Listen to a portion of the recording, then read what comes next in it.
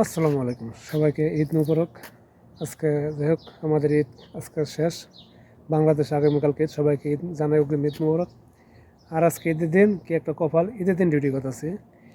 এই হলো আমার কপিলের মানে পুরান বাসা, মানে তার বউয়েরে এবং কি তার মেয়েকে নিয়ে আসছে, 3 মেয়েকে, তার ওয়াইফের, আমার কপিল ওয়াইফ এবং কি কপিলের 3 মেয়ে, তাদেরকে নিয়ে আসছে এবং কি আমাদের সাথে আরও 4-5টা ড্রাইভার আছে। মানে এই জায়গাতে আর কি, মানে আজকে মানে কোরবানি ঈদের উপলক্ষে একটা অনুষ্ঠান হয়েছে, মানে পার্টি দিচ্ছে আর কি এই বাসা থেকে। এই জন্য এই যে সবাই এই জায়গায় আসলাম। যাই হোক, মানে গরমের মধ্যে বসতে পারতেছি না, এমন একটা পরিস্থিতি। আমার বসার জায়গা হলো এটা, আমার গাড়ির থেকে রুমাল নিয়ে আসলাম যাতে নিচে ময়লা, বসার জন্য। আর মাশাআল্লাহ পরিবেশটা খুব সুন্দর, কি বলবো, মানে এত গরম হয়তো বাতাস আসতেছে, খুব ভালো লাগতেছে।